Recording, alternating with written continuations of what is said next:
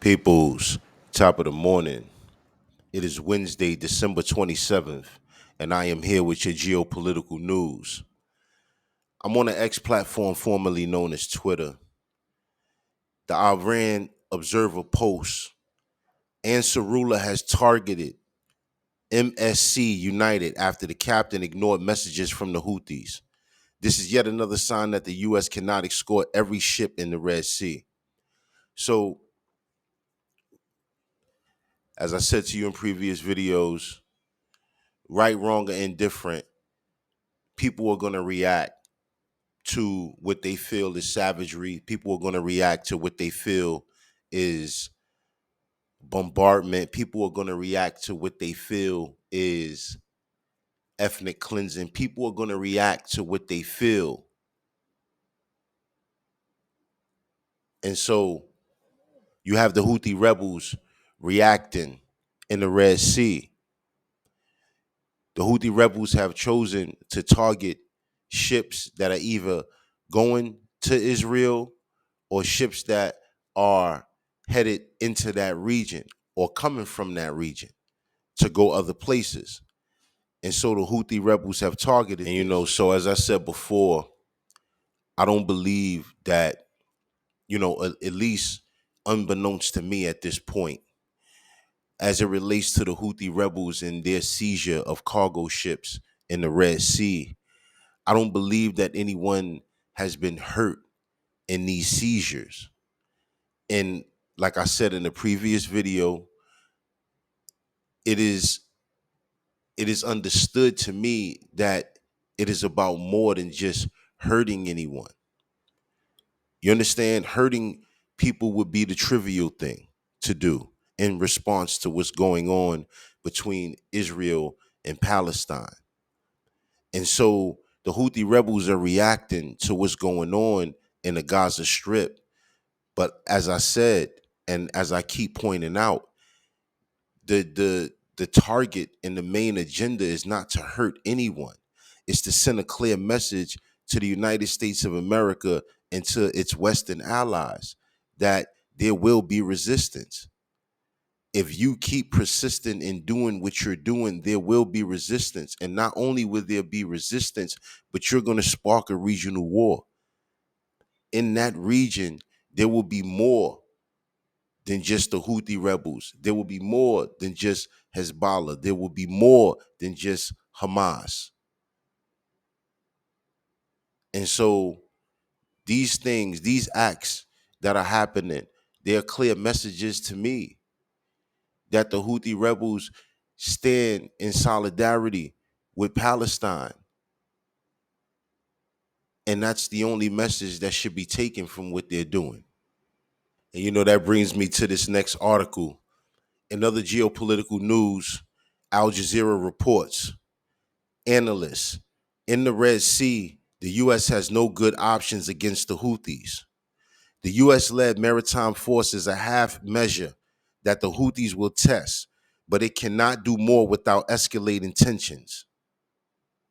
Operation Prosperity Guardian, OPG, the United States Navy-led coalition of the willing intended to allow international shipping to continue navigating safely through the Red Sea is set to activate within days, including allies from Europe and the Middle East, as well as Canada and Australia. The operations have been snubbed by three important NATO countries, France, Italy, and Spain. What is the exact task of OPG? What's weird about these countries is that these moves are all strategic. You understand? So, in response to what would be escalating tensions in this region because of the conflict, instead of trying to calm the conflict down, instead of trying to stop the conflict, no, you move strategically. You get your forces, your allies together, and y'all create a coalition to go monitor the Red Sea. But see, as you can see in that paragraph below, there's a problem. France, Italy, and Spain have already opted out. They are NATO allies. They are NATO countries that have opted out of this operation.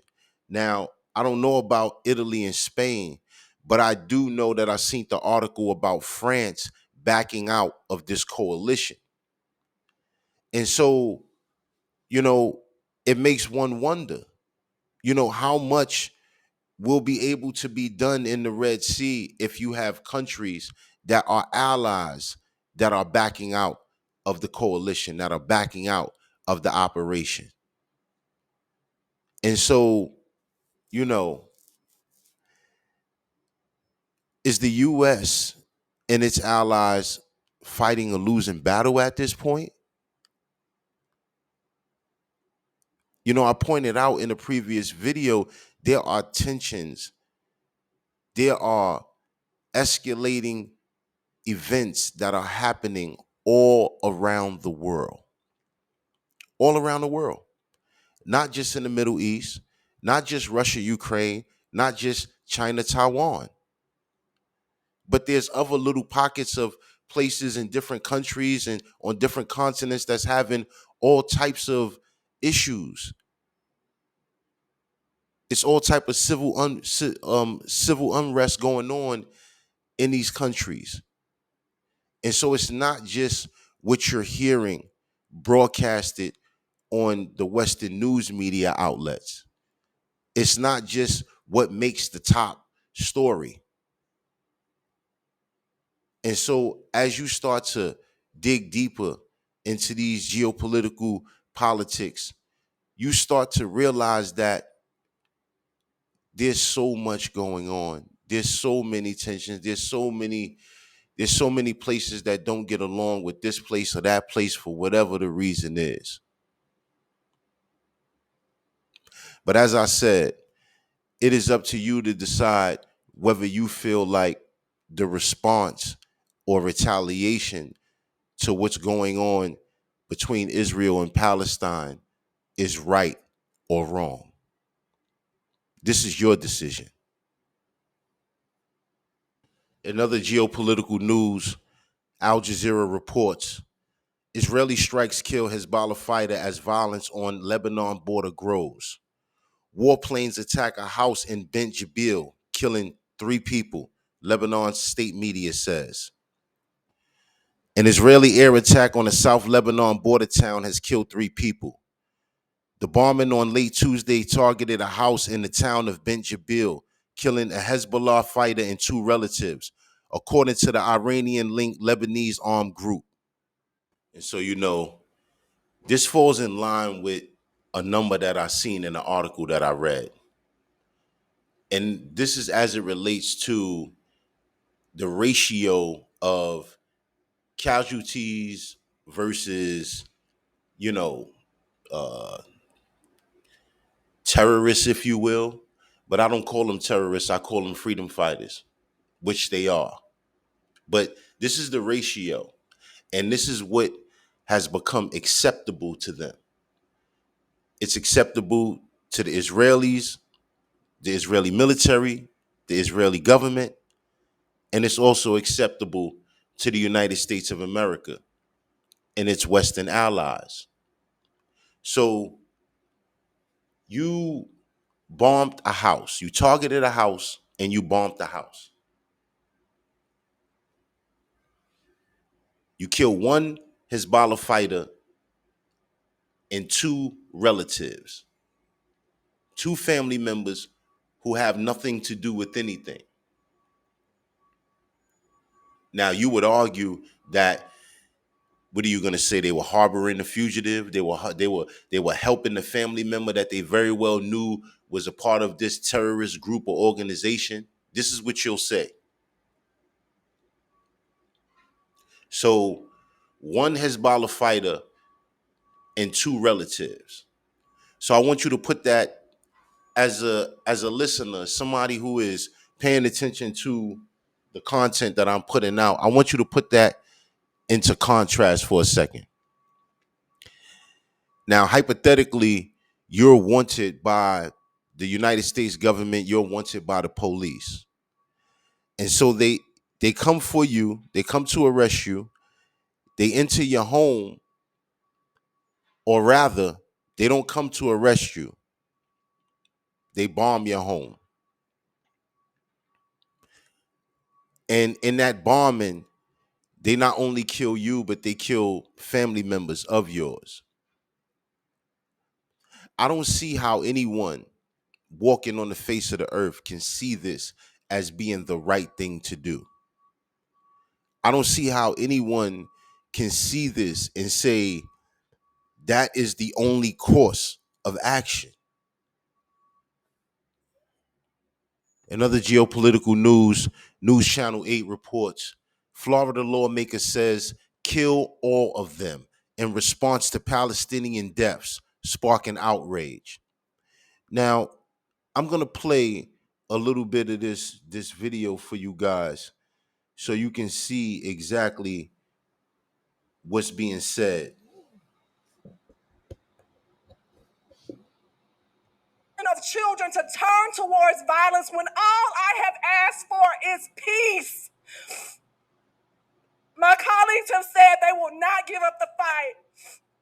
We are at 10,000 dead Palestinians. How many will be enough? One of my colleagues just said all of them. Wow.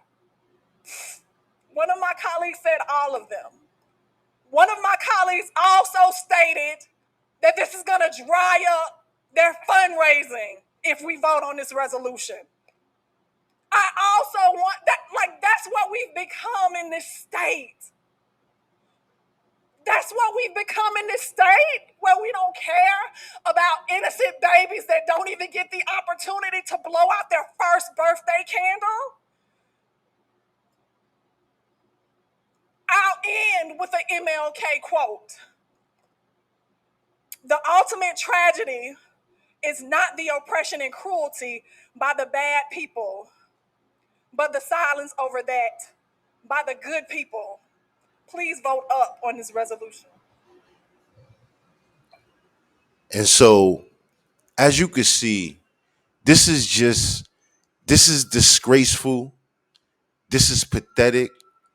This is so many words that it things like this just leave you speechless.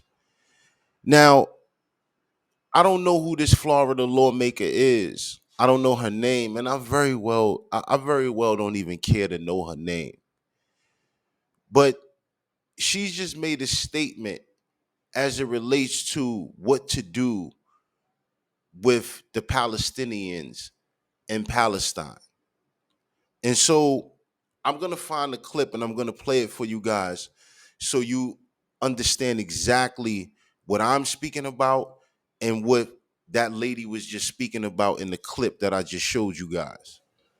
All right, guys. So I couldn't find the clip that I thought was available, but it's actually inside the clip that I played for you guys previously. So this woman, her name is Michelle Salzman. She's a Florida Republican. And in a previous clip, she made an outburst. So now, in a previous clip that I played for you guys, well, that lady is basically having an outcry.